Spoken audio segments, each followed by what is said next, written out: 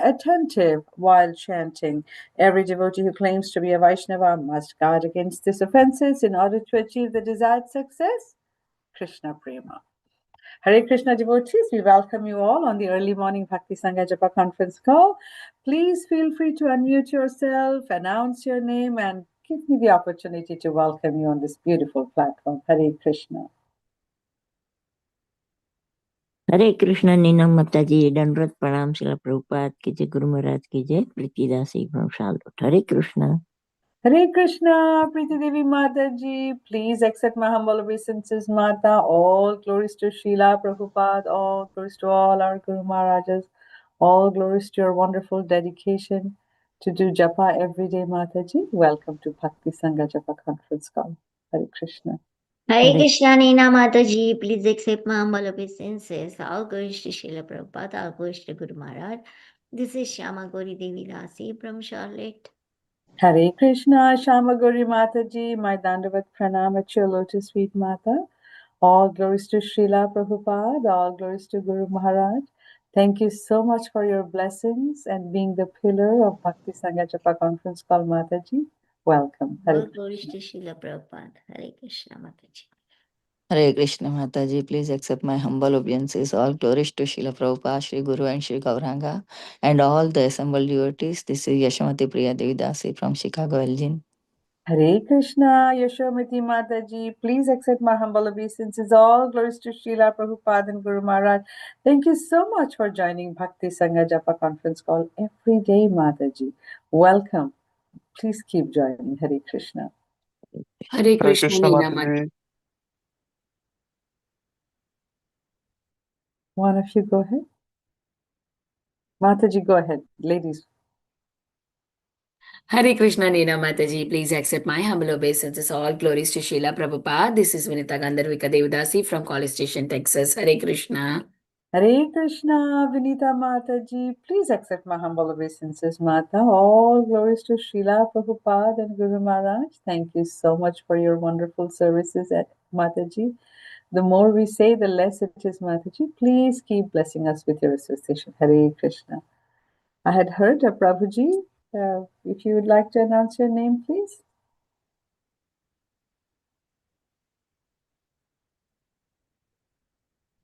Hare Krishna, Nina Mataji, Dandvat Pranam, Srila Prabhupada and Gurudev. This is Radha Pyari Devidasi from Baltimore. Hare Krishna, Radha Pyari Mataji, please accept my humble obeisances. All glories to Srila Prabhupada and all our Guru Maharajas. Thank you so much for consistently joining Bhakti Sangha Japa conference call, Mataji. Please keep giving us your association. Hare Krishna. Hare Krishna, Nina Mataji, please accept my humble obeisances to you and all the devotees. All glories to Prabhupada, all glories to Guru Maharaj, all glories to assembled devotees. This is Mohini Lakshmi from Detroit. Hare Krishna, Mohini Lakshmi Mataji, Dandavat Pranam Mata, Srila Prabhupada ki jai, Guru Maharaj ki jai. Thank you so much for every day joining Bhakti Sangha Japa conference call, Mataji. Please keep giving us your association. Hare Krishna. Hare Krishna, Nina Mataji, Dandvat Pranam to you and all Vaishnava. Srila Prabhupada, Srila Gurudev ki jai. Vrinda from Atlanta, Paniati Dham.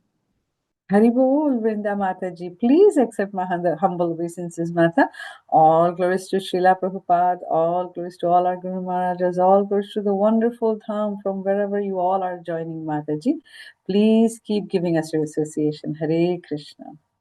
Hare Krishna, Nina Mataji, please accept my humble obeisances. All glories to Srila Prabhupada and Shri Guru and Shri Gauranga, and all the glories to the assembled devotees. This is Manjri Leela Devidasi from Naperville. Hare Krishna. Hare Krishna, Manjari Leela Mataji, please accept my humble obeisances, Mata. All glories to Srila Prabhupada and Guru Maharaj. Thank you so much for giving us your wonderful association every day, Mataji. Beautiful chanting and wonderful questions during this session. Please keep joining. Hare Krishna. Devotees, I will take a brief moment from you and go ahead and read the bio of His Holiness Candramauli Swami Maharaj, who will be joining us shortly. Before he joins, here it comes. So His Holiness Candramauli Swami Maharaj is a disciple of ISKCON founder Acharya of His Divine Grace, A.C. Bhaktivedanta Swami Srila Prabhupada. And he's also, Chandramauli Swami Maharaj, he is also an initiating spiritual master within the ISKCON movement. Now, Maharaj was born in New Jersey in 1947. Maharaj came in contact with the International Society for Krishna Consciousness in Denver, Colorado at the age of 24. In 1973, he began practicing Krishna consciousness in New York City and shortly thereafter began serving at the New Vrindavan Farm community in West Virginia. That same year, he received initiation from His Divine Grace A.C. Bhaktivedanta Swami Prabhupada. In 1986, His Holiness Candramauli Swami Maharaj accepted the sannyas order and began preaching in Cincinnati, Columbus, Ohio. In 1995, he began serving as the resident sannyasi in Chicago, where he was based until 2013, when he relocated to Karlovac, Croatia. At present, Maharaj offers spiritual guidance across Europe, USA, as well as India. Maharaj has also written a book called Krishna's Way, Natural Living, about the importance of Varnashrama Dharma and spiritual ecology. Whilst we keep waiting for Maharaj to join, devotees don't hesitate to unmute yourself and announce your name so I can continue to welcome you all. Hare Krishna.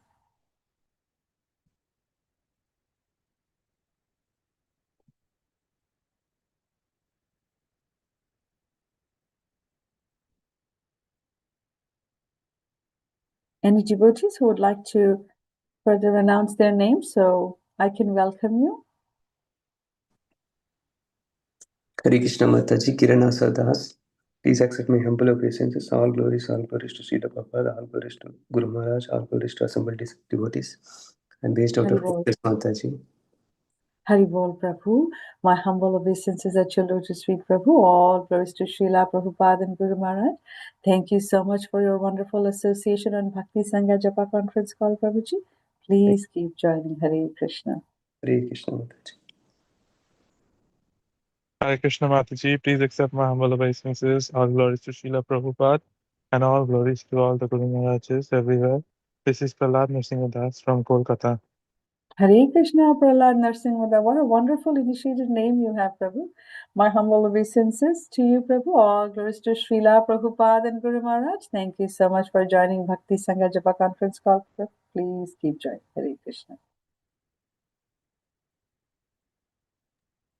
Hare Krishna Mataji Dandat Pranam. Please accept my humble obeisances. All glory to Srila Prabhupada. This is Sunil from India. Haribol, Sunil Prabhuji, my humble obeisances to you too, Prabhu. All glories to Srila Prabhupada and Guru Maharajas. Thank you so much for joining Bhakti Sangha Japa conference call, Prabhuji. Please keep giving us your association. Hare Krishna. Hare Krishna Nina Mataji, please accept my humble obeisances. All glories to Srila Prabhupada, all glories to Guru Maharaj. My humble obeisances to all the devotees on the call. This is Harita from Texas, Mataji. Hare Krishna. Hare Krishna, Harita Mataji. Please accept my humble obeisances. All glories to Srila Prabhupada, all glories to all our Guru Maharajas. Thank you so much for joining Bhakti Sangha Japa conference call, Mataji. Please keep giving us your association. Hare Krishna.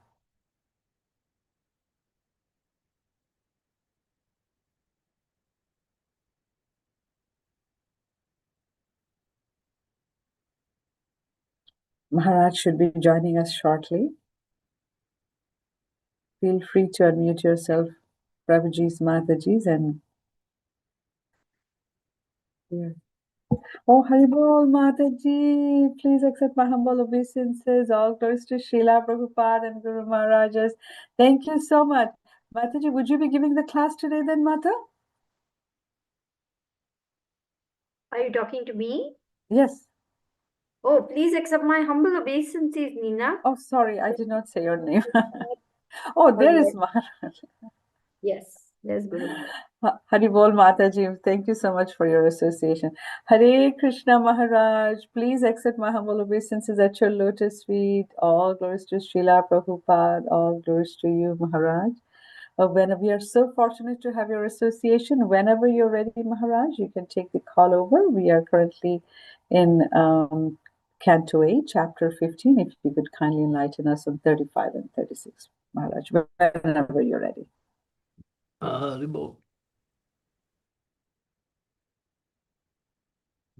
see.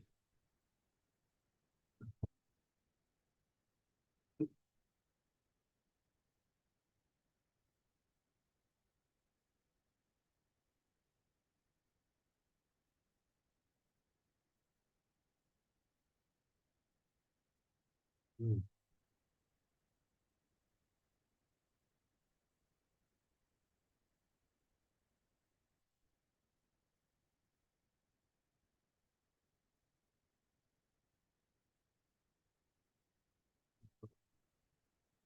Hare Krishna, Krishna Krishna Krishna, Hare Hare. Okay.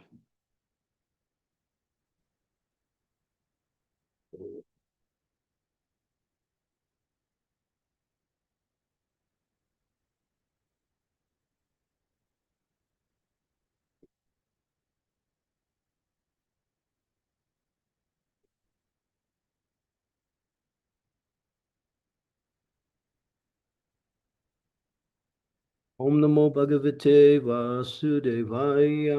Om Namo Bhagavate Vasudevaya. Om Namo Bhagavate Vasudevaya. Tatastanubhavena bhuvanatraya vishrutam kritim dikshu vitanvana sareja udara iva. Translation. When Bali Maharaj performed these sacrifices, he gained a reputation in all directions throughout the three worlds. Thus he shone in his position like the brilliant moon in the sky.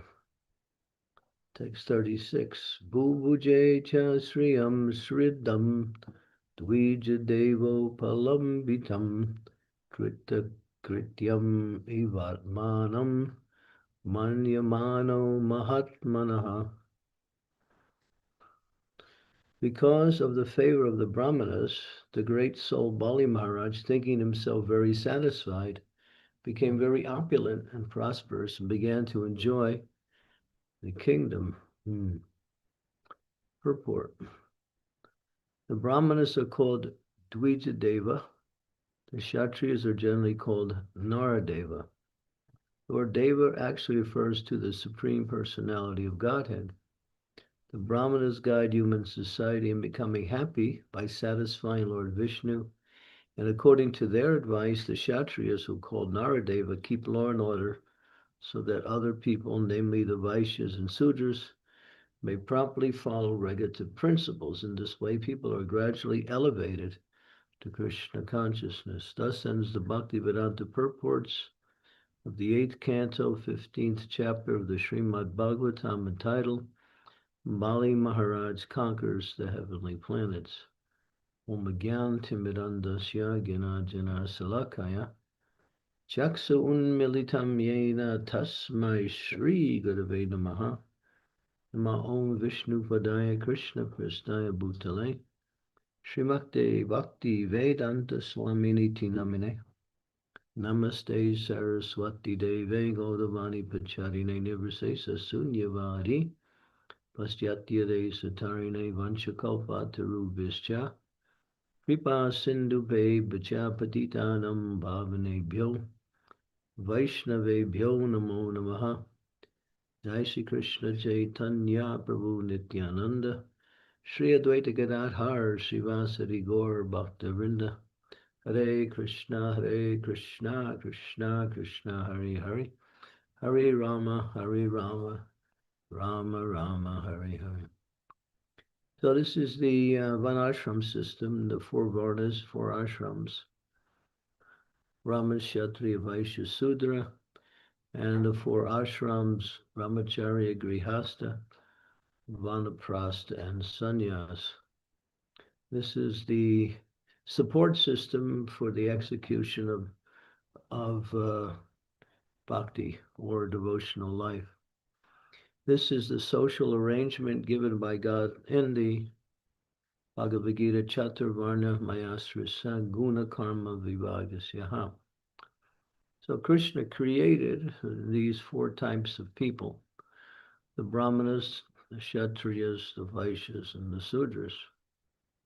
And each has their particular duty in relationship to each other and to establish the social order within society, which is the foundation for the execution of the spiritual activities. And then the four ashrams, there is the Brahmachari, a celibate student, Grihastha, those who live with family, Vanapras, those who are retired from family life and are moving towards the goal of life, and those actually are sannyas, those who are completely detached from all, and then they simply finish their life out by preaching Krishna consciousness. So this is a natural system organized by the Supreme Lords called Varnashram. His Divine Grace A.C. Bhaktivedanta Swami Prabhupada wanted to establish the same system as a basis for the execution of our devotional service. He talked about it, he wrote about it, he preached very heavily about it. In fact, if you listen to his lectures, you'll find he mentions it practically in every lecture. The arrangement, the natural arrangement of society. Otherwise, society is in chaos. No one knows what is their duty, and people are motivated by the wrong principles. In other words, they do their work in the world as it is today by pecuniary attraction. In other words, they want money, they want power, they want position, and whatever comes their way, they accept as opposed to working according to their nature. Of course, people do work according to their nature, but still they're motivated by the wrong. But Srila Prabhupada talked about Varnashram in the beginning, and he said, forget it. The world is too topsy-turvy. We cannot establish Varnashram system. But in 1974, Srila Prabhupada switched, and he changed his whole approach. And he said that if chanting the Hare Krishna Maha Mantra is so easy, why are devotees falling down? Why are they not sticking with the process of devotional service? Because they're not properly engaged according to their nature. And therefore, he wanted to establish what is called Daivi, this is important, Daivi Varnashram, spiritual Varnashram, wherein everyone works according to their nature, and then they offer that as a service to the Supreme Personality of Godhead. There's the Daivi, is the service attitude. It's not material Varnashram where people work according to their, what we say, swadharma, or natural inclinations for activity. It's actually meant to elevate one to the platform of pure devotional service. In the material world, the material Varnashram is also there, but it's meant simply to stabilize the social order, and that's all. So people they can engage accordingly, and then everyone is supporting each other through an organized system of work and service. But it's material, but it's necessary. And in our society, it becomes now a principle of development. And it's being developed, but kind of late. Srila Prabhupada wanted it to happen much earlier, and he wasn't able to finish it before he left. So he left us to do it. When he was asked, just before leaving the world, devotees knew that he would be leaving soon. Do you have any lamentation? In other words, and he said, no, I don't. And then later on he said, yes, I do have one. And then they started to guess. It's not because you haven't finished the Srimad Bhagavatam purports. He said no, and they guessed a few other things. He says, because I haven't established this Daivi Varnashram. And Prabhupada outlined the whole program in 1974 in a series of morning walks with some senior devotees, where he talked about the educational system that establishes Varnashram, because there has to be something to bring out the qualities of the person, and that is the educational system, which allows one to become engaged in various activities and evaluated by a system. And that evaluation sort of designates a person according to their characteristics and qualities. Because in this age, Kalo Sudra Sambhavan, because of the age of Kali, no one knows. And people are born in Brahmin families, but they're not acting as Brahmanas. People are born in Kshatriyas families, but they're not acting as Kshatriyas because they require education in those areas. The caste system was simply developed based on the idea whatever family you're born in, then that is your varna. But then it's not based on janma, it's based on karma or activity. And therefore, there has to be a system of evaluation and designation and then engagement. Engagement according to the evaluation system. So in order to do that, Prabhupada talked about establishing Varnashram College, where the Brahmins in the movement, those who had taken Brahminical status, in other words, the second initiates, would be the teachers for the rest of the society, and they would teach all of the other Varnas accordingly. The collective Brahmanas, which not that every Brahmin has to know all of the different Varnas, collectively, they could make up a cadre or a group of Vaishnavas who knew all of the different services and could teach them like that. And then based on the teaching, there would be an evaluation system and also designating people according to the evaluation system. Like that. So that was what Prabhupada wanted. And he said it can't be established in the cities. The cities are too topsy-turvy. It has to be done on our farms.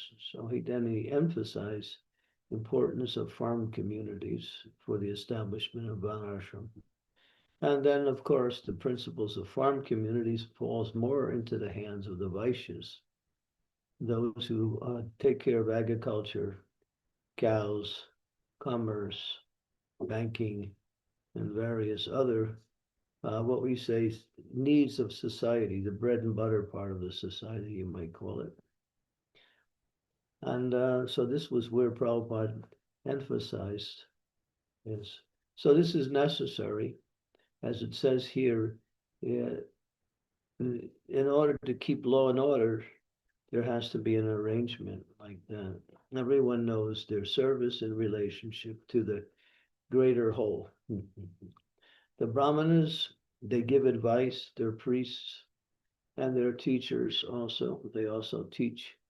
Brahmanas and Brahmanas' activities are 6. Patan, Patan, Yajan, Dana, Pratigraha.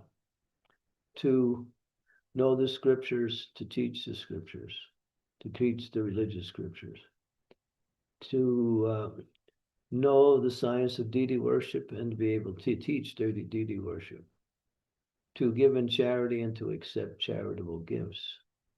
In the, we can go, Nina, you can go to Bhagavad Gita, chapter 18, verse number 41.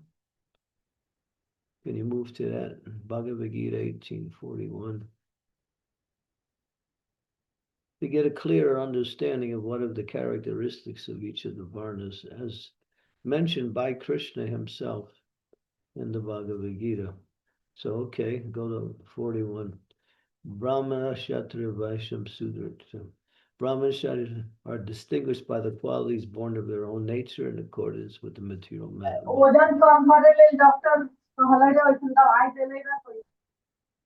Okay, so the next verse, 42.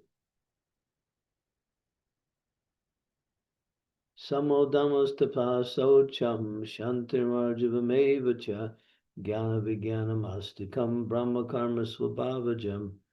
Peacefulness, self-control, austerity, purity, tolerance, honesty, knowledge, wisdom, and religiousness. These are the natural qualities by which the Brahmanas were. You can see the Brahmanas are mostly characteristics of their personality. Okay. Sauryam tejam tritam daksam yudya chapra apalayanam dana ishvara bhavascha kshatriyam karma svabhavajam. Heroism, power, determination, resourcefulness, courage in battle, generosity, and leadership are the natural qualities of work for the Kshatriyas. So the Kshatriyas are managers and they're also protectors. The word Kshatriya means to protect from harm or to fight against aggressors. They're not aggressors themselves, they're simply protectors of the rest of the society. And these are their qualities right here. And then Shishigo Rakshivade Jam Vaishya Karma Swabhava Jam Purichayatmakam Karmam. Oh, that's okay. Sudrayapi Swabhava Jam. Farming, cow protection, and business are the natural work of the Vaishyas, and for the Sudras there are labor and service to others. Well, Krishna speaks these verses. It's not that it's being come by somebody else's idea. Krishna is telling the different qualities because he has established these qualities that are innate within the characteristic of a person. And these qualities, in order for it to manifest, particularly in Kali Yuga, there has to be a system of education. And so that's how the system is understood. And then once everyone is working according to their nature and serving the greater whole, serving Krishna, serving the society by creating a solid social system where everyone works accordingly, then there is what we say prosperity everywhere. Because nature works according to that also. So we align ourselves with the principles of nature, and then we actually become a tool for establishing what we say ideal human society, both on the spiritual level and the material level. So this is Prabhupada's idea, which is not something new, it's something what Krishna said. And so there are devotees who are working towards that, others who are not so well aware of it, and others that are not so much interested in it. But this is what is necessary to establish our Krishna consciousness worldwide. The Prabhupada said once this is established, at least to a large degree, then Krishna consciousness will spread like wildfire everywhere in the world. We're not simply, sitting in the corner chanting Hare Krishna and chewing on some chapatis. We're actually doing something to organize society in such a way that people can contribute both to society and to worshiping the Supreme Personality of Godhead, like that. Okay, so these are some things to think about. And Prabhupada was questioned a lot about this, and he answered many of his questions in lectures and discussions. But he put a lot of emphasis on the foundation for developing this. He said the cities are too topsy-turvy. It can't be done in the cities. It has to be done in the farm communities, and therefore we have to establish these farms as a basic principle for development of this ideal human culture. And therefore Prabhupada started the idea. Gita Nagari was Prabhupada's real desire in 1977, in the last few months of Prabhupada's stay on the planet. He was undergoing much physical tribulation. And he was staying in Vrindavan, but in September, his health started to return, so he decided to travel. And he said, I'm going to go to Gita Nagari in the United States, and I'm going to show you personally how to do it. He was going to go on the land and show us how to develop these farm communities. Unfortunately, Prabhupada got as far as London. He stayed there for a while, and his health again fell back, and so he was forced to return to Vrindavan to finish out his last month and a half with us. And he never did show us that, but he spoke a lot about it And he encouraged us to get involved in that and establish this. So this is our duty as followers of Srila Prabhupada to contribute in some way to developing this society as he wanted it. Because to become a devotee means to actually engage in devotional service that lines yourself up with the principles given by the spiritual teachers. Of course, we have a very diverse society where devotees work in so many different varnas, there's so many different activities. But as it stands today, it's not so organized. It is somewhat there in a very, what we say, unorganized way. There are people who are working accordingly, but it's not being done. And when it's organized, then every varna supports the other varnas. Especially we have these sudras. What do? They support all of the other varnas by assisting the other varnas in their activities. They're called the legs. The pattern is understood in relationship to the human body. The head are the Brahmins, the arms are the Kshatriyas, the belly is the Vaishyas, and the legs are the Sudras. So without the head, there's no direction to society. And without the arms, then there's no organization within society, although the head will give the idea, there's nothing to carry it out. And without the bread and butter, or the foundation by which society lives, that's the Vaishyas, then there will be scarcity and difficulties. So there has to, all four has to be in line, okay, like that. And this is coming from Krishna himself, as Krishna speaks about it here in the Bhagavad Gita, and he also says that in the 4th chapter that I established this system. It's coming from me.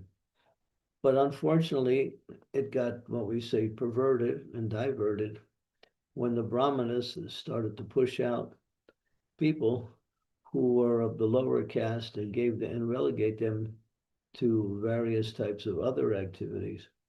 They said if you weren't Brahmins, then ultimately you're not up to the standard.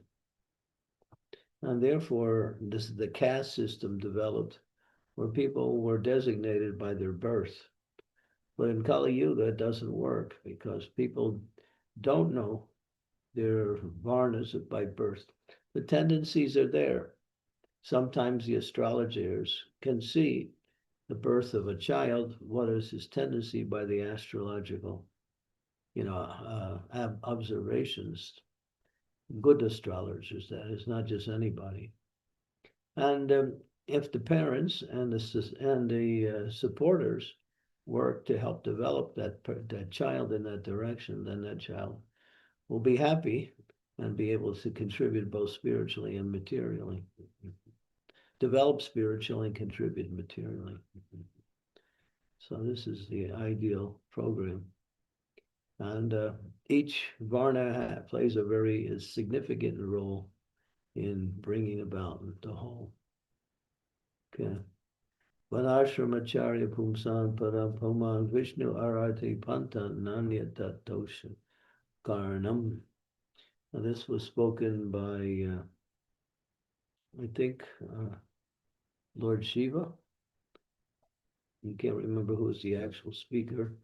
But in the discussion between Ramananda Roy and Lord Chaitanya in a place called Kavur, which is in, I'm not sure what section of India it is, but it's near Vishakhapatnam, near Vijayawada, in that area of society. There was a discussion, and Ramananda Roy was speaking to Lord Chaitanya, mentioning the different categories on what is the highest. And at one point he said this, he said that verse, and Lord Chaitanya said, that is very nice, but he said that is external. That's external. Lord Chaitanya was looking for the essence in terms of the spiritual essence. But he didn't reject it though, but he said it's external. a bhajya. In other words, that's very nice, but it's external. So the external is needed in order for, and especially in today's society. And Prabhupada said, once we establish our farms and work according to that, then the rest of the world will, of course, he said, the rest of the world will gradually start to gravitate down due to the wrong lifestyle. And he said the whole Western society will collapse. And then people will be struggling to find some position, both in society and to maintain their basic needs. And they will come to our farms looking for work, and we will be able to give them some work and give them work, that let them work according to their nature. And then after some time, when they get established in work, we will teach them spirituality. So Prabhupada had a whole vision of how society should be developed. He had a whole plan on every aspect of society. As Prabhupada said, after he came, he said, I want to turn the whole society topsy-turvy and bring it back to the ideal society, which is taught by Krishna through Vedic knowledge, both in the Bhagavad Gita and in other scriptures also. So today we can see even society is falling apart, going to hell. Right now, I was just reading today how the scientists are, for the last 50 years, been fooling around with various technologies to influence the weather and create their own weather arrangements and to weaponize this weather stuff and to use it as a military force to destroy other people. So they're also trying to block the sun with various types of chemicals. It's called chemtrails. I don't know if you've heard of chemtrails. It's been going on. Seeding the clouds with various types of chemicals to change the atmosphere around, to either make it rain or not rain, to put so much poison in the atmosphere. It's really, so society is going to hell right now. I mean, worldwide, it's not just in one area. Some areas are actually much worse off than others. Some are not so not so bad off, but it's happening. And Prabhupada said that 50 years ago. He said in 50 years, the Western society will be finished, and it's going down. It's dying right now. And in the next couple of years, you'll see more and more, not so much war. War won't be so much a prominent thing, but social unrest, economic, political, and what we say, economic, political, and social upheavals are going on all over the world in different countries. And the governments are simply exploiting people to become more powerful and take more taxes from people. And people can't even maintain themselves on a basic level anymore, so they're taking sometimes more jobs. But even the jobs are not available. So when people are unemployed, what happens? Crime continues to spiral out of proportion. As they say, a devil's mind, an idle mind is the devil's workshop, and that's a fact. When people are not engaged in proper activities, then they're always doing something that is harmful to themselves or to others. So so if we follow Srila Prabhupada's program, everything will be ideal, but it takes a unified effort throughout the whole ISKCON society. It can be done because we have the resources and we also have the manpower. We lack the organization and we lack a little bit of the direction yet. So, but it's slowly happening. Unfortunately, it's going too slow. It should be going much faster in terms of everyone getting on board to help develop this Varnashram system, because it's what Srila Prabhupada wanted, and we can see the benefits of once it's established, things work nicely. Okay, so we'll stop there and open it up for discussion.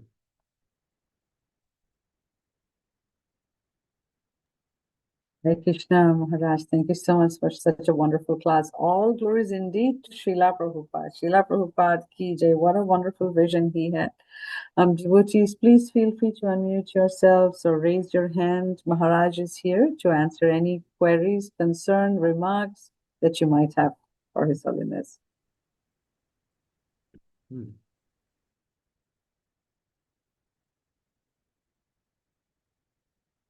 The devotees should be reading these verses ahead of time. You should have some questions. We keep telling the devotees, read ahead, read ahead, read ahead. But nobody's reading ahead and there's no questions. There should be questions as soon as we stop discussions. Sri Devi asks us questions every day, but many of you don't even ask anything. So come on, read these verses and then try to understand, because it's important in your spiritual life to understand these things. And then we ask questions, why are things happening the way they happen? Because we're not reading, because we don't have the knowledge to deal with our so-called challenges in life. But all the knowledge is there in Prabhupada's books. Prabhupada's books is the guideline for how we can live life free from, all of the difficulties that come by way of living in this material world. So we have Sri Devi. Go ahead. Please accept my humble obeisances, Guru Maharaj. All glories to Srila Prabhupada. So when Srila Prabhupada said, we can take over the world in 18 days, but you are not ready yet, what will it take for us to be ready?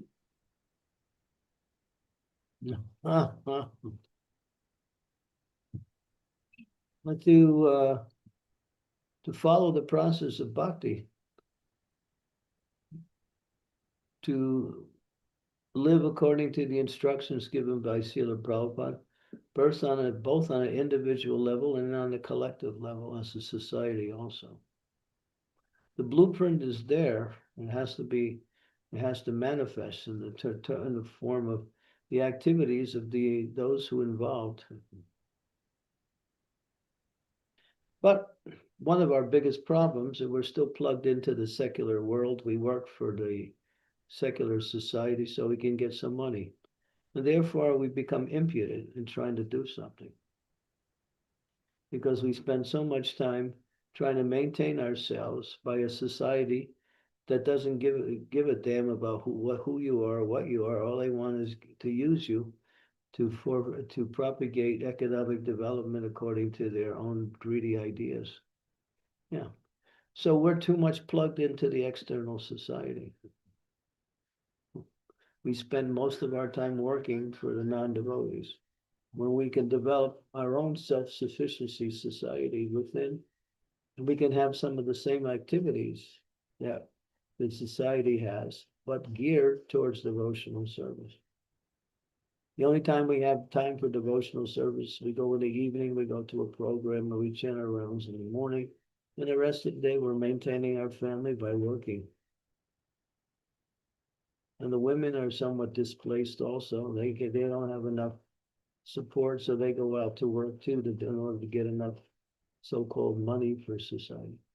So we're not much better than the non-devotees because we're following the same lifestyle that they're doing. The only difference is we are connecting ourselves to Krishna consciousness.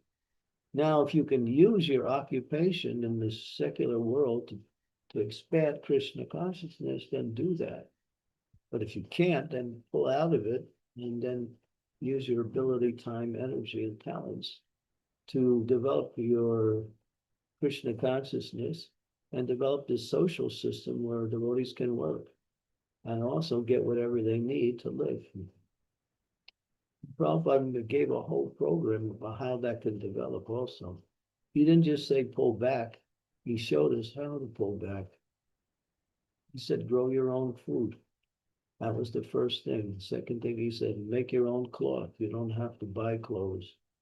Ladies can use their talents to make clothing. You grow silk, you grow cotton. That's the basis of clothing. You can make your own. But some devotees are doing that. In the Lakshore farm in America, there's one lady, she's growing these, what we say, these types of textile plants. Krishna has given us everything through nature. Then Prabhupada said, learn medicine, learn about your herbs and make your own medicine. And then you don't have to worry about going to doctors. You can make medicine that is preventative and curative, both. Where do you think the doctors get their medicine from? They extract things from earth and then they add their own chemicals to it. And they relabel it and give it some name you can't even understand. So it's all in nature. Everything's in nature. You can cure any disease at any time with what is available in nature. And the last thing Prabhupada said, build your own houses. Take felled trees that are fallen, that are lifeless, cut them up and make houses. And Prabhupada was in New Vrindavan. He came and called the leaders there and he sat us down and he showed us what a house could look like. And he drew it on paper. He said, build it. And we called it the Prabhupada house. There was enough for 4 people. They're doing that in certain areas, but not enough. So yeah, God has provided everything you need to live. But we think we have to work for somebody. And that's like dog life. Dog has no business unless he has a master. He's a street dog. He's unhappy. So when he finds a master, then he's happy. So we're like lost dogs and we're looking for masters in the form of, employees. We come to the door, we knock on the door, we wag our tail. And the person said, oh, you're a nice dog. All right, I have a bone for you. Come in, sit here and guard the house. Okay, here's the bone. You get some nice dog food. And then the dog wags his tail and he's happy and he thinks my master is the supreme personality of happiness. And so this is how we're living. We're working for a society that's killing us at the same time. But we don't see that. We think, oh, this is the way we're supposed to live because everybody else is doing. Not the way Prabhupada said it. Not the way it was done. I mean, this whole economic, social, political, and highly industrial society is just a feature of the last 350 years. Before that, it wasn't even there. The Industrial Revolution in the 1700s had started all of this stuff. And it was set up by the demons. The demons actually invented all of this stuff just to turn people into slaves so they can make a lot of money from everybody else's labor. We don't need to work for anybody. We can just serve Krishna and take care of our needs within our own society. The whole formula is there and it's been done and it's being done to some degree. But still, Prabhupada spoke about an hour and a half about the futility of paper money. He says it's useless. It's just paper. You work for somebody, they give you a piece of paper. Is the paper any good? It is until the government changes, just like Mr. Modi in India in the year 2016. At the beginning of 2017, he withdrew certain denominations of currency and said it was no good anymore. People were burning money in the streets. I was in India doing that. And then he did it again 2 years ago, 2 or 3 years ago. He pulled back another currency. So what is it? The government dictates what's wealth, but that's not really wealth. Wealth is 3 things. Wealth is land. If you have land, you have wealth. 2, if you have animals, you also have wealth, especially cows, horses, and other animals. They can work. They can cultivate the land, and they can provide, and they can also develop the land. And if you have precious metals, such as gold, silver, various types of jewelry, or what else? Rubies, diamonds, emeralds. This is wealth. The earth is full of that. Where does it come from? It comes from nature. But this artificial wealth that we think is wealth, it's just what it is, it's paper. As soon as the government says, time's up, you can take your paper, pull it in your pillow, and then you can sleep on it. That's about it. And Prabhupada predicted the fall of Western society. And so we're seeing it already. It's going down slowly right now. There's no signs it's going to come back up. Some of the astrological predictions for the next few years indicate social upheavals all around the world. Not war, but social upheavals. And because of the economic decrease all around the world, things are falling apart. And people's health are really challenged also. There's no reason why we should get sick, because we get stressed out trying to maintain ourselves. That anxiety causes, eventually the body to break down. When the mind is not happy, when it's full of anxiety, it impinges on the physical health of the living being also. It's to serve Krishna and develop these social orders that will create a microcosm of society within the society. It's a challenge, no question. When you have to reverse something that's going in one direction, it takes a lot to reverse it, but it can be done slowly, step by step, according to planned arrangements. But we're still very much attached to our ways of living. We think how can I live without my cell phone? It's like the end of the world. And people think like that. I'm not just making some euphemism just to sound good. People can't live by the electronic gadgets that have come up within the last 50 or 100 years.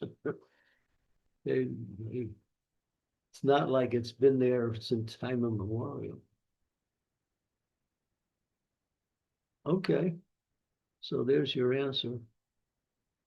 Get ready by following Srila Prabhupada's instructions and develop society accordingly. Develop our Krishna consciousness accordingly. It takes community to do it. The nuclear family is a product of Western capitalism to sell as many products as they can to as many people as they can. 4 people in the family, 4 people have computers, cars, cell phones, and the personal life within the larger family. That's the idea of capitalism.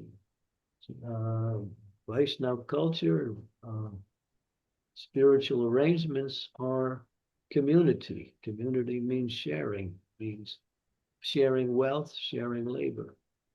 Economics are not so much in the form of some kind of physical wealth, but economics are to use what is there within nature, develop it, and then trade it. When there's excess, you can also give it away and for something else that you need. And then labor also is the basis of the 4 varnas. Yeah. So the ideal society is there. You might think, wow, we're so far away from it. We are in one sense, but in another sense, if we focus on it, you'll see we're not so far away from it. We don't focus on it, there's why we don't. Okay, so we can continue with the questions. Yeah, Nina? we have several questions, several hands raised. A lot of devotees have sent me directly as well. Jai Radha Mohan Prabhuji, if you could go ahead, Madan Mohan Prabhu. Hare Krishna, Guru Maharaj. Please accept my humble obeisances unto your lotus feet.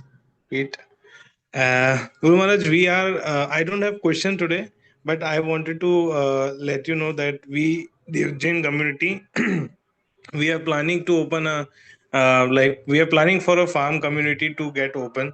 So we are trying our hard to get a land and everything. So we need your mercy and so that we can try to get it as soon as possible and develop that land. Yeah, it's a temple program with Ujjain, right? Yeah.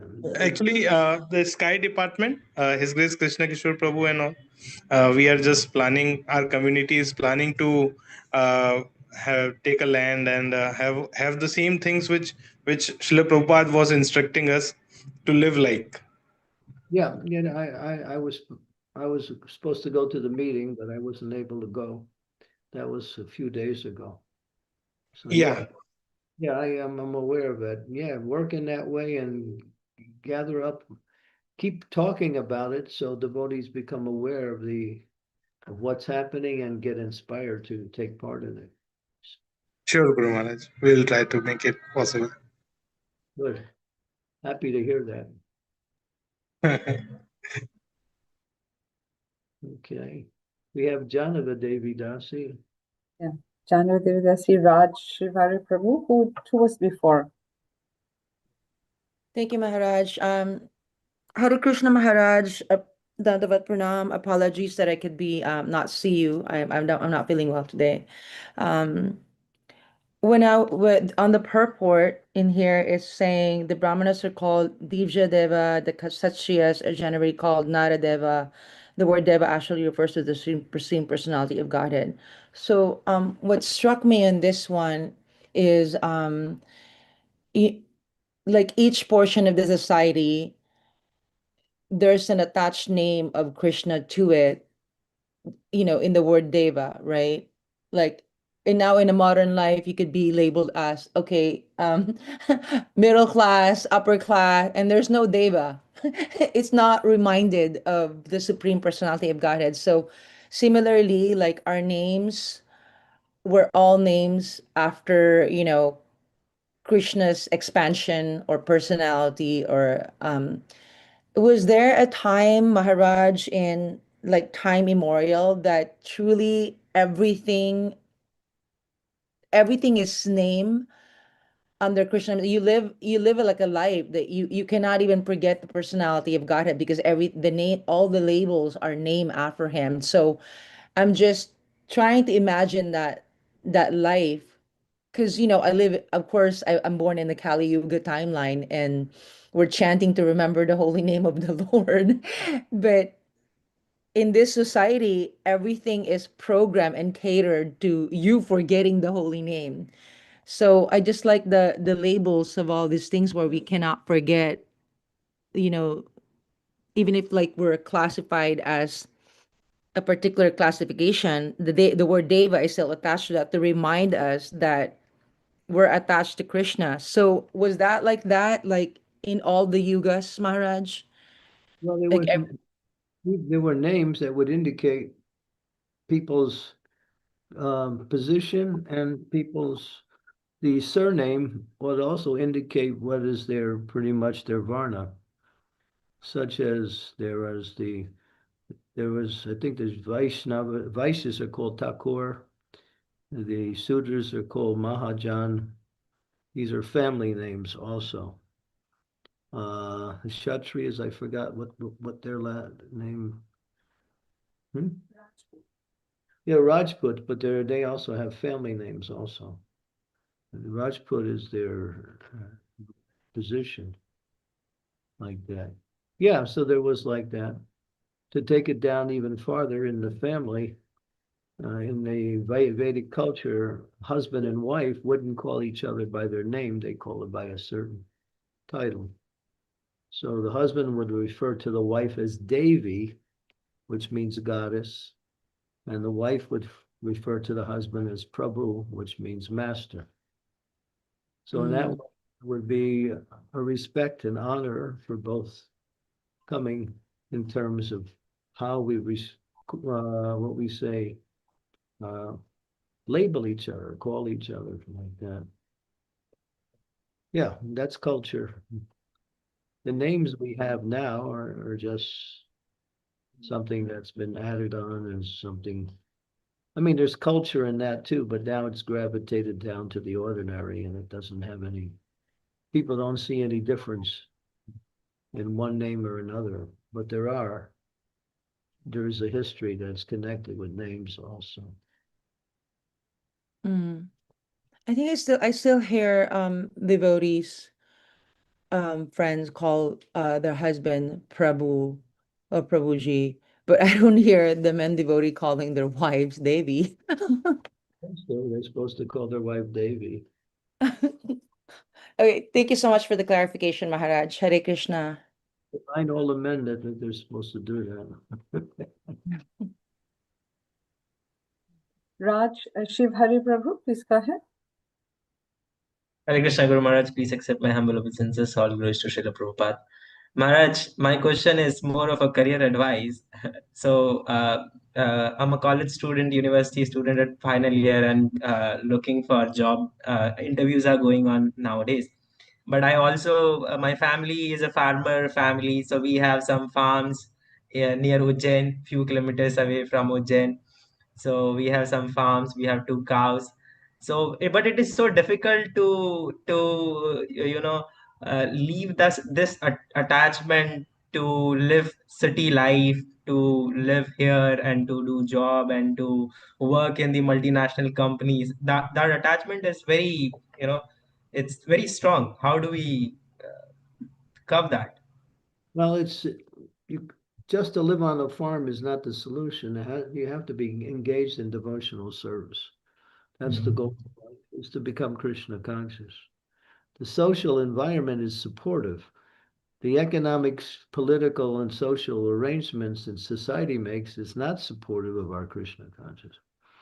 That's why Prabhupada said go back to the farms, their foundation, and they give us a type of livelihood that is also supportive of our practice of Krishna consciousness. We can go into the details. That would take forever to go into the details. There's so many understandings. Just like we have to work every day of the week, or not every day of the week, every day of the year. But if you're on your farm and your farms are developed and you have an organization, you work 4 months a year, that's all. You plant the crops, you develop the crops, and you harvest, and then you have enough for the whole year. That's ideal. That's the way it should be. But the system has to be established and then developed before you actually get the actual benefit. So, humans are not meant to work like an ass, like animals. We're meant to, but the Dato Brahma Jigyasa, in the human form of life, becomes self-realized. That's the goal of life. That's the only goal of life. And the social system is, as mentioned by by Krishna himself, is supportive of that.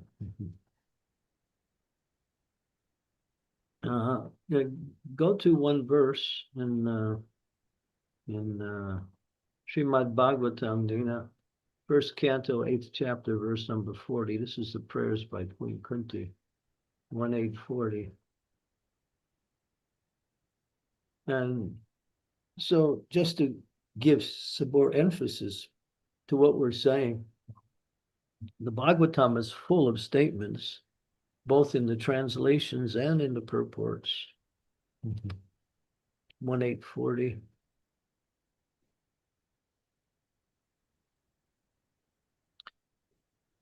Yeah. And this is a series of prayers by Queen Kunti. And this is, Mataji, are you there? This is towards the end of the prayers. 1840. First canto, 8th chapter, verse number 40. Some problem? No, I think let's see.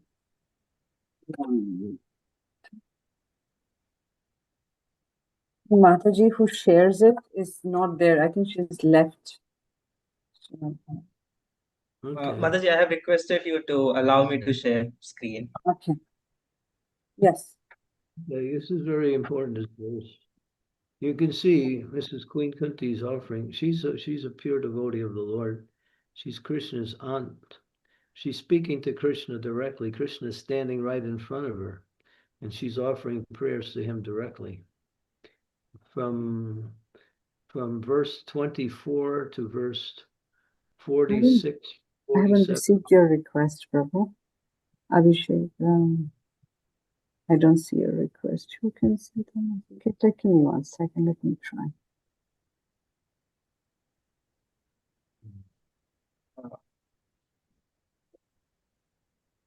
Mataji is sharing.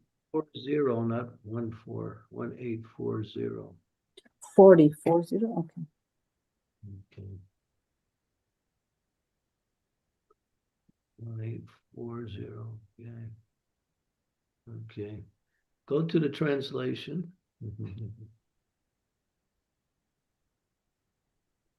All these cities and villages are flourishing in all respects because the herbs and grains are in abundance. The trees are full of fruit.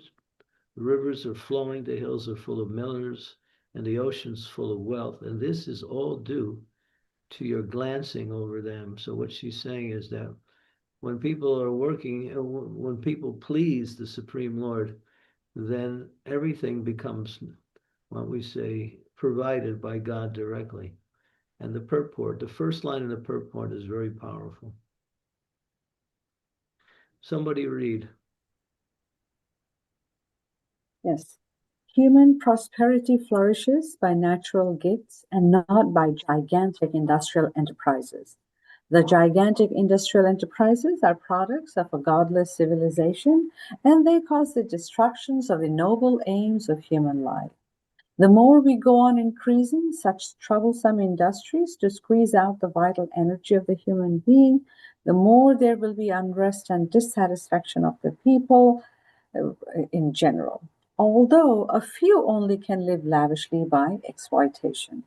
The natural gifts, such as grains and vegetables, fruits, rivers, the hills of jewels and minerals, and the seas full of pearls, are supplied by the order of the Supreme, and as He desires, material nature produces them in abundance or restricts them at times. The natural law is that the human being may take advantage of these godly gifts by nature and satisfactorily flourish on them without being captivated by the exploitive mood of lording it over the material nature.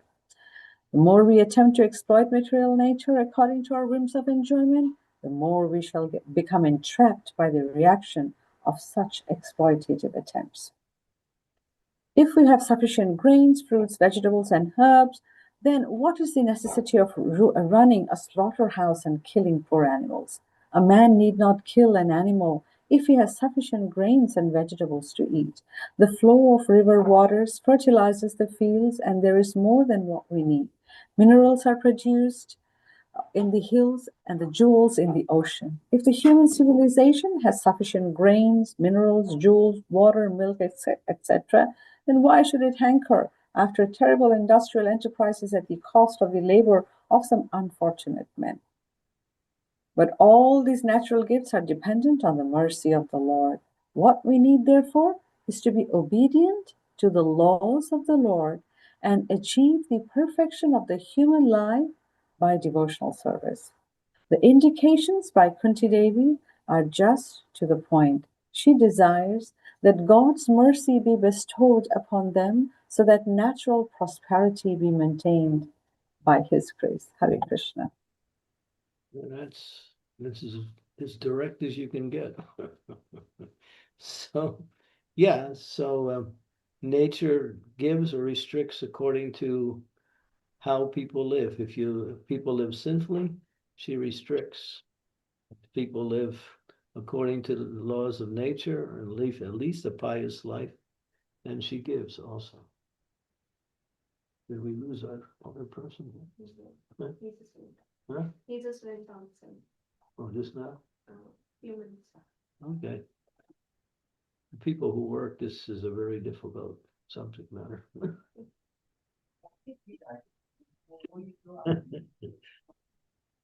Okay, so I mean, there's that's just one of many purports and discussions and verses on this subject matter. The Bhagavatam is full of verses like that. Another key verse is first canto, 10th chapter, verse number 4. It's just as powerful as that one, even more so. So anyway, Prabhupada wanted to show us through the Bhagavatam and through the words of Krishna what is the foundation for happiness and how to achieve it, both, for material stability and prosperity and for spiritual realization. Everything is there. Nothing new under the sun. Okay, Jamini, you have question.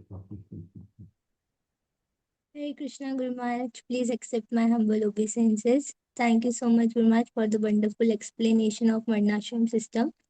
Guru Maharaj, my question is, how does the Varnashram system functions within the Krishna conscious society when Vaishnavas see themselves as servant of Krishna rather than as belonging to the particular Varna? As devotees are always ready to do any kind of work for this Krishna conscious movement.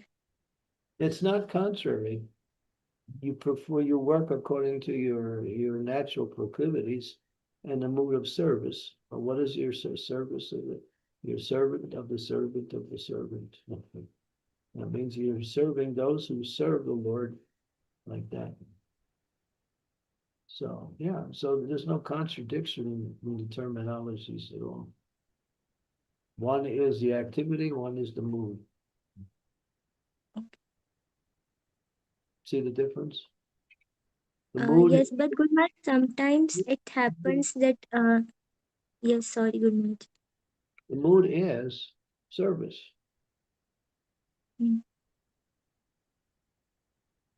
And the one who's humble himself, not as I'm not serving the Krishna, I'm serving Krishna's devotee. And he's serving, and devotees are serving him. So I'm serving those who serve the devotee of Krishna. I'm servant of the servant of the servant. Gopi Bhatta Padakamalayur, Dasa Dasa, Anudas. Lord Chaitanya said the same thing. Putting himself in the position of a conditioned soul. He's saying, yeah, he rejected the four varnas and ashrams and said, I am ultimately none of these designations. Who am I? I'm servant of the servant of the servant. So if you work in a certain way, is that your identity? Say you are a CEO. Is that your identity, a CEO? No, you're not a CEO. You're a human being who's working as a CEO. You're a devotee who's working as a sannyasi, as a temple president, as a yatra leader. These are just activities, but they don't indicate our identity. Our identity is Gopti Patra Padagama Dasa Dasa Anadas. That's our identity. See the difference between the identity and the activities you perform. And the labels that you get by the activities you perform. Even the great souls, they know I'm in the role of a spiritual master, but that's my service to Krishna. Ultimately, I am Jiva Sarupa Krishna and Nityadas.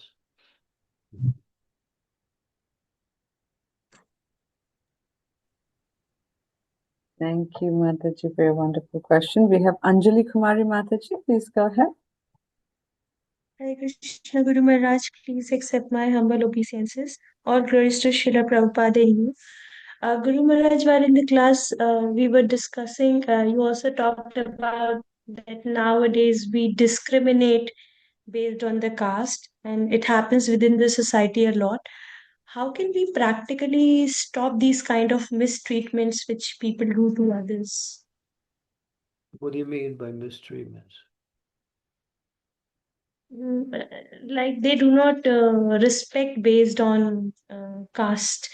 So they feel like the Brahmanas and Kshatriyas, in many instances, we witness that they think that they are very superior when they think that they are based. You're not talking about devotees, you're talking about the non-devotees, right? Yes, Guru Maharaj. You expect from non-devotees. They're already an illusion anyway.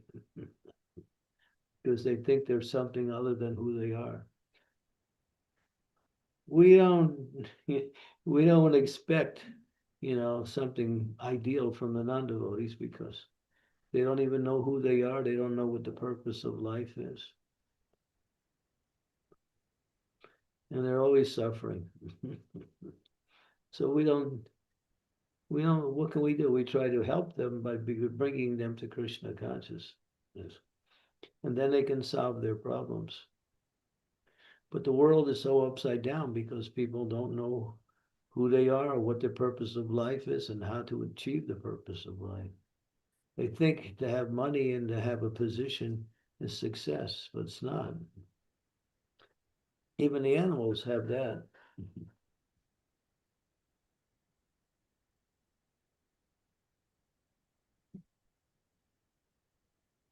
So all you can do is sympathize with the non-devotees and try to make them devotees. That's all. Thank you so much, Guru Maharaj. Their way of thinking will change once they become connected to the goal of life, to devotional service.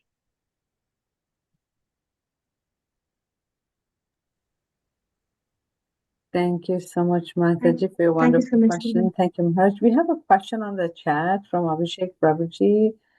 He had to leave for his temple arti prayers, but he will listen to the recording. And so he's saying, Hare Krishna Maharaj, please accept my humble obeisances. All goes to Srila Prabhupada.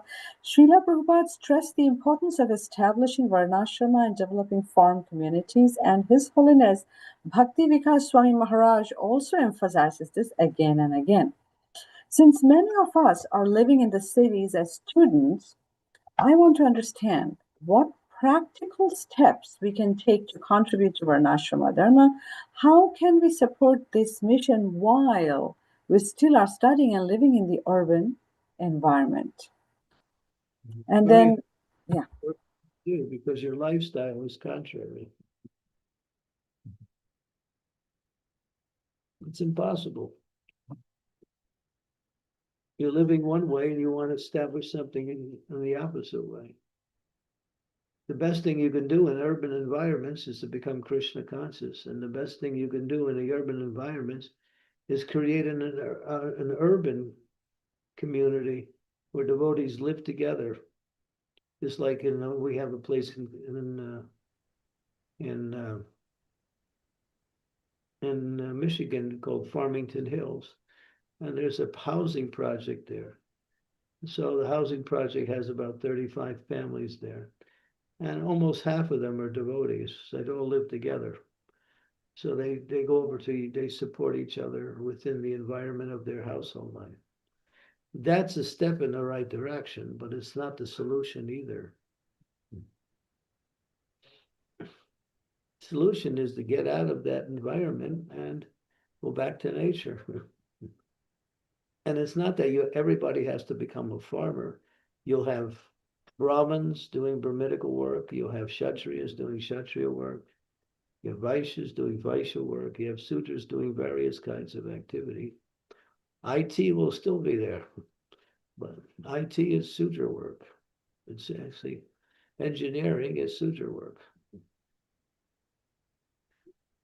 So, I mean, all of the activities that today's society has developed, at least not all of them, but most of them, still can be implemented in a more natural environment. Can still live in a very nice arrangement. You don't have to live in a hut on the side of the river that you don't want to. It's not that you can still have, a nice arrangement, but you have to practice Krishna consciousness and pull back your dependency on the secular society and become what we say internal, become self-sufficient. Everything's there in nature. Some people will be farmers, some people will be organizers, some people will be people who will direct the society. Everything is there. Maharaj, he had a follow-up question. So same Prabhuji is asking. My second question, Maharaj, is Srila Prabhupada instructed us to develop farm communities. Why don't all brahmacharis in the temple join these communities? What is the reason behind it? I don't know. You ask them. It's what's happening now. It's slowly becoming more and more Why? Because society is helping us. It's falling apart. We take the crumbling of society as an impetus to get away from society. But that's not the way to do things. That's a default problem. Prabhupada didn't want to wait us to wait for everything to fall apart before we wake up.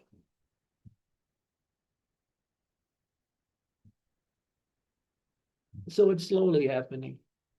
But Prabhupada said we still can have our city temples. Brahmacharis can be in the city, the sannyasis can travel. The grihastas are the main people who work on the farms. They need a stable lifestyle. They need a place to educate their kids. They need a place for developing their family arrangements. They're the majority of the population within the Varnas within the ashramas to live on the farms. The grihastas. Brahmacharis will still do the work of the brahmacharis. Still have preaching centers and temples in the cities. Prabhupada said for every city temple, there should be a farm community to supply the needs of the city temple from the farms.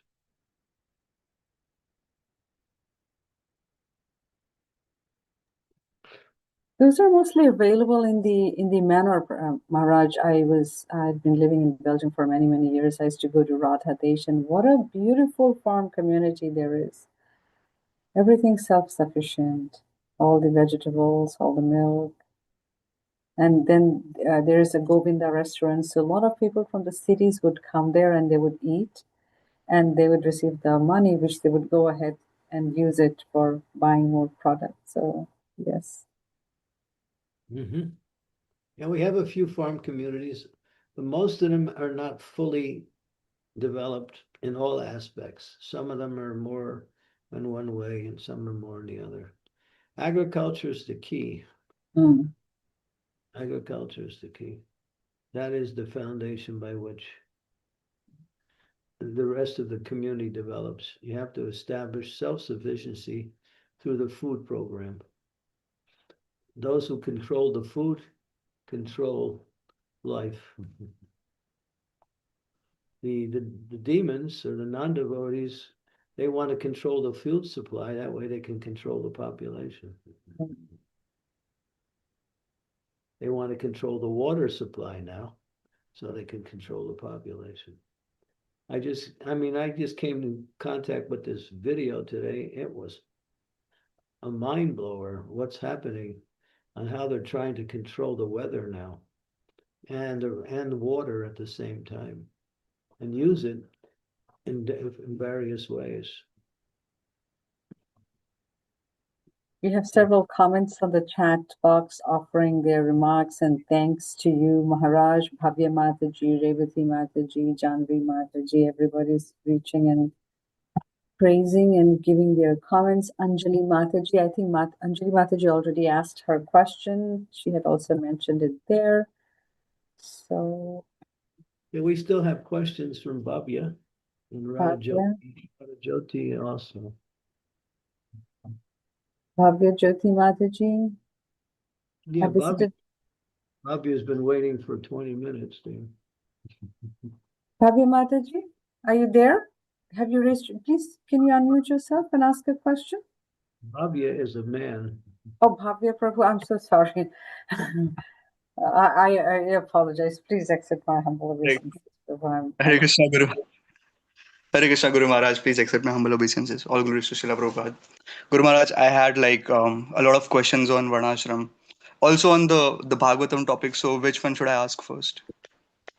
That's up to you. Okay, let's because the Varnashram topic is going on, so we can just go with that flow. So Guru Maharaj, I have 4 questions on Varnashram.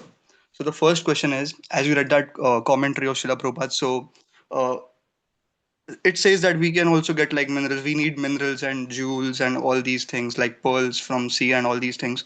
But my doubt was, why do we need these minerals like gold or jewels or pearls and all these things?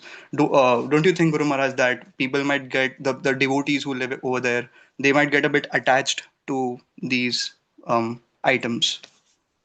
We're not chasing after these things, but they're provided by nature automatically. That's all. And what's the use of that? Well, women like jewelry. You have to decorate your wife. You're getting married, so you better love this one. Yes, Guru Maharaj. Yeah. Okay. You decorate your wife to remind you, you know. Women like, you know, they should have nice, Prabhupada said women need three things. Nice clothing, nice jewelry, nice food. You give those three things, you'll have a happy marriage. Not once a year either. And Guru Maharaj, what if we don't get those items? Like, what if we don't get those minerals? Would Well, like wife be not happy? you don't have to go chasing after these things. If you live a more simple life, these are provided by nature automatically. Okay, now here, for instance, to get a little bit more into the detail, there's a constellation in the heaven called Swasti. Have you heard of Swasti? No? So when Swasti is in the cosmological arrangement in the heavens, then it rains. When it rains during that time, the rain falls on the head of a snake and becomes gems. The snake, the water falls on the head of an elephant and becomes jewelry. And when it falls on the ocean, it becomes pearls and it's taken by the oysters. So simply by rain, that was also mentioned in that purport. Everything comes by way of God. So you don't have to go, diving into the ocean for pearls or chasing after the hells, but they're available. These things will be available. As society becomes more pious, these things will also become more available. So don't worry about that part. Second question. Yes, Guru Maharaj.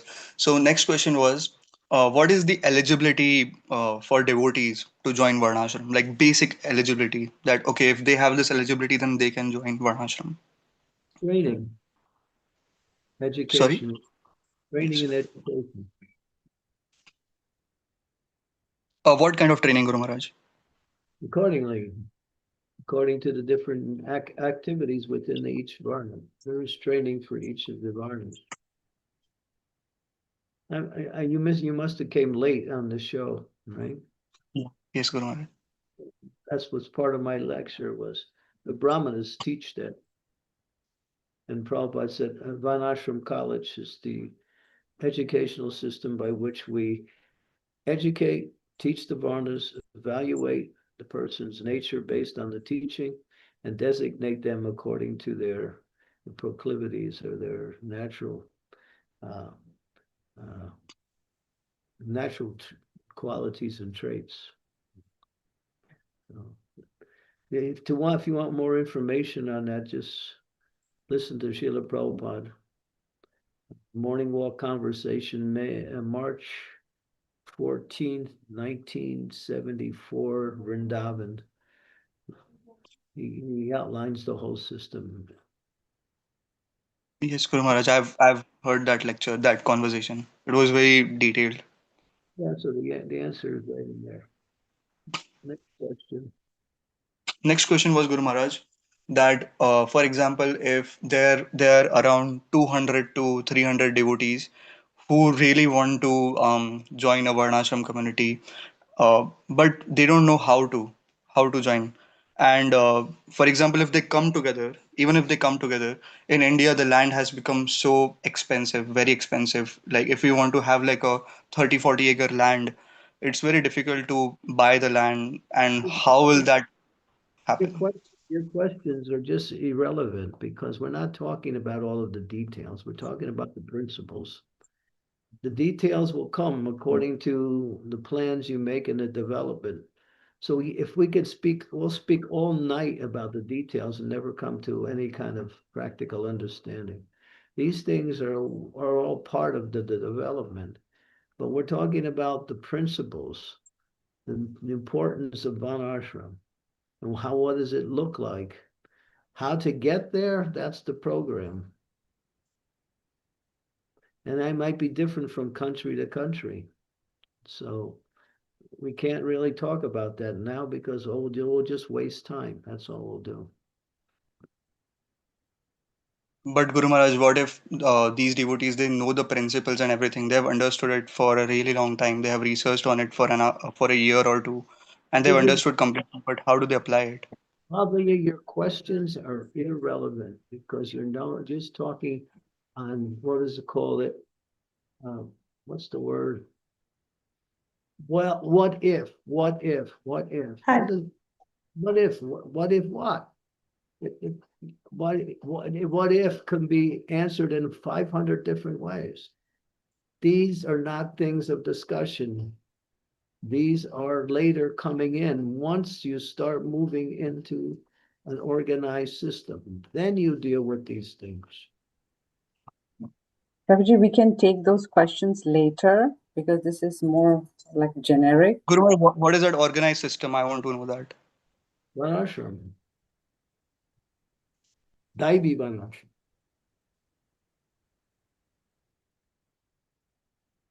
I didn't understand, Guru Maharaj, this part. Serving the Lord according to your nature and developing that society within the farm communities. That's the essence. Okay? But Guru Maharaj, that's the later part, right? That's like the later. Varnashram is the last part. Like first is the principles, as you said. The principle is Varnashram. But there are so many devotees who actually want to move to Varnashram, like hundreds of them, but they don't know how to go. Right, then we have to establish some systems by which they can work and get educated. That's still Yes, that was my. We need a Varnashram college. And we also need, like devotees are already working in some capacity to get farms and start Varnashram. It's happening. Even in Charlotte, this program is coming out of Charlotte. So the devotees in Charlotte have gotten a piece of land now, and they're now working in that way also. There is other communities, also Columbus, Ohio in America, also they're doing something. So see what's available, plug into it, or if you're inspired, try to start something yourself, which is very difficult to do.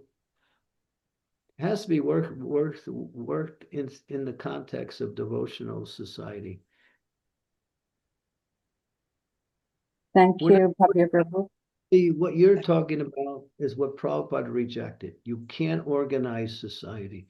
We have to be organized within our society as the standard and the prototype by which we can develop and show the rest of the world how to live. We have to do it, the devotees. Thank you so much, Maharaj, for your wonderful questions. Thank you, Thank you so much. Devotees, if there are no further questions, we can end the call here. We can offer our humble obeisances at Maharaj's lotus feet. Before you, there was one lady. Who was that lady?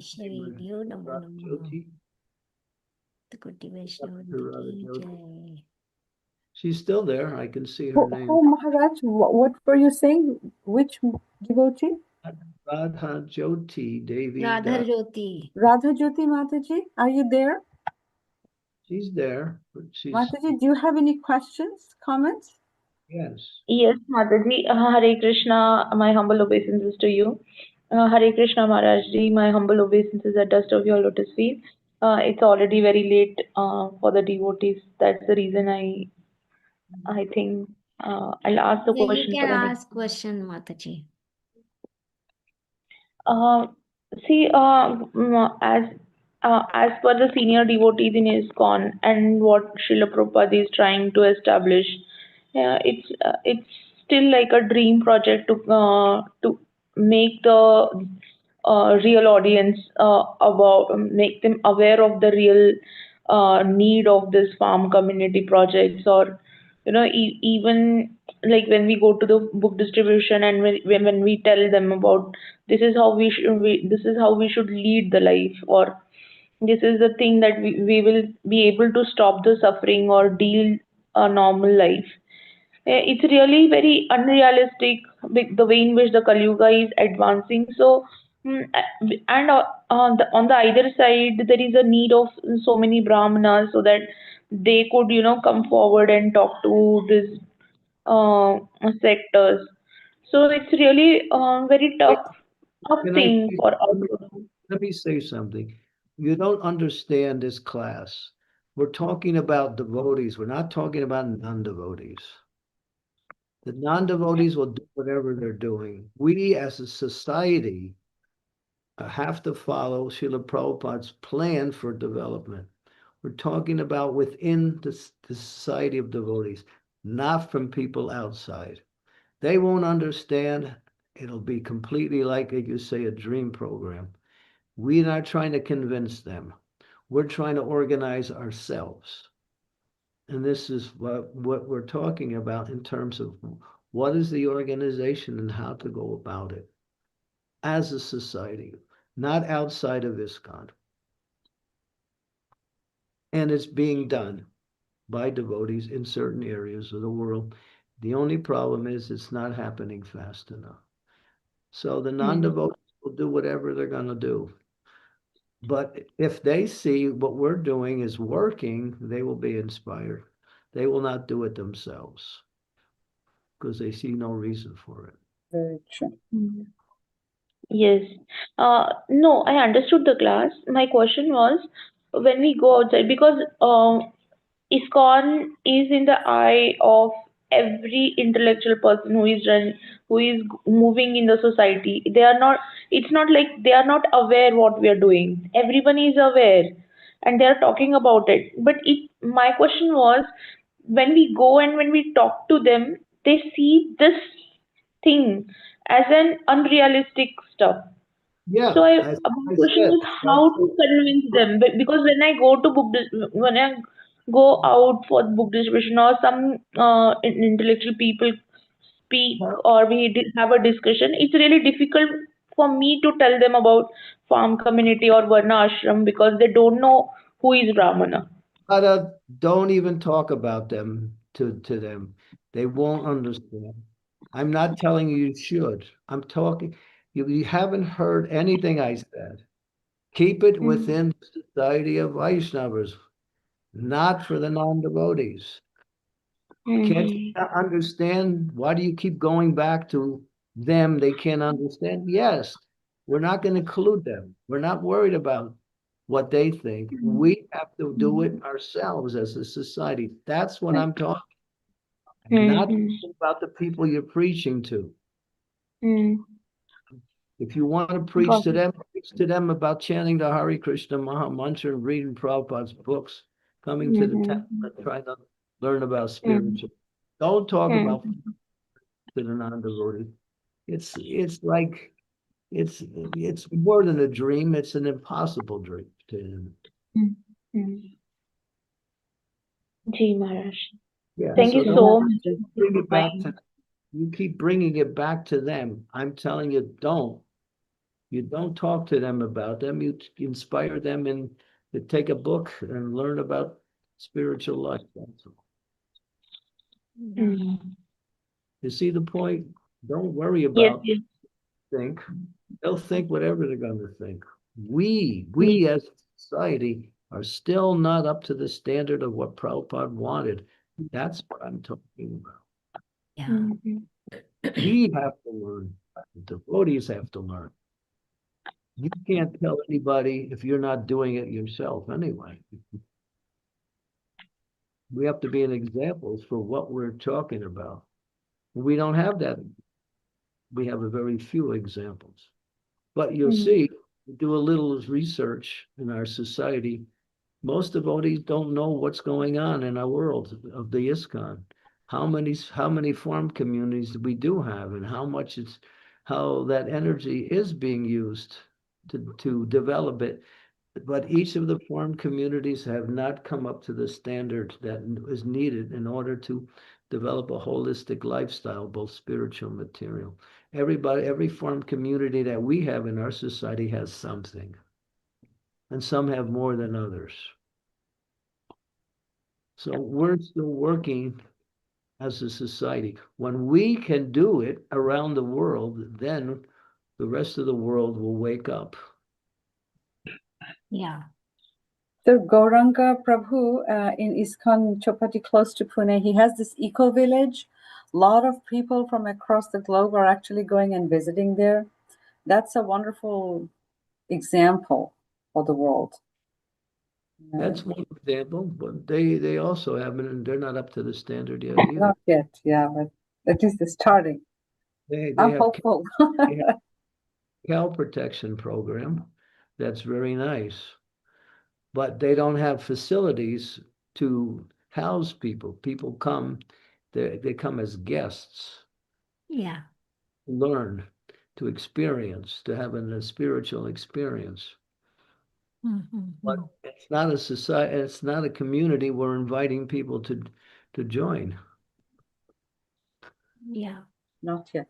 The ones that are coming into the community are the devotees and the parents of the devotees. That's all. But that's what they're geared for right now. As it expands, then you can see the more devotees we come in, the more the friends of the devotees will come in. Sure. That's what's happening. Right now, we just opened what we call it, what's the word? Not a door, a window. We opened a building for family members of the devotees, mothers and fathers of the devotees who live in the community now can have their own apartment and be with their children in the community. It was just opened about 2 weeks ago. How wonderful. Where it is, Maharaj? Huh? Where is it? Eco village. Sorry. It's 2 hours by car north of Bombay. Oh. In a place called Wada, W-A. Vada. Okay, okay. I know that. Yeah. So that's one community. You have Gita Nagari, you have the farm community in Hungary, which is mostly self-sufficient. It's not that they're inviting everyone to come and join. That's not the program. Right now, they're developing within the society. That's all. Thank you so much, Maharaj. What a wonderful discussion we had, devotees. Haribol to Maharaj. Glorious discussion, very inspirational, Maharaj, very practical step. Thank you so much for your great association. Please keep blessing us, Maharaj. Yeah, but do something. Don't just get theory and then forget home. Go back to doing the same thing you've been doing. That's true. It's a message for all of us, yes, especially me. Knowledge is useless unless it's practiced. Practiced, yeah. Then it just remains just some theory. That's all. Theory, you can't eat your theory.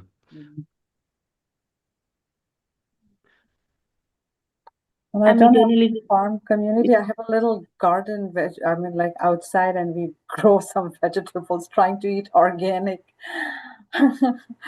But we all thought about it to have a farmer's market here. And there's a book called Career Dharma. I would recommend devotees buy that book. Career Dharma? Okay. Yeah. It's by 2 devotees, 2 ladies. One is, the name is Rukmini, the other one is Umila. Okay. And they use their karmi names in their as authors. So it's called Career Dharma. You can get it on Amazon. You can get it in most ISKCON book outlets. Thank you. Something to read. Okay. Right now, most of us have to get inspired by understanding what it means, what Prabhupada's saying. We can't just jump in and do it and think, wow, it's gonna happen. Communication, education is the first step.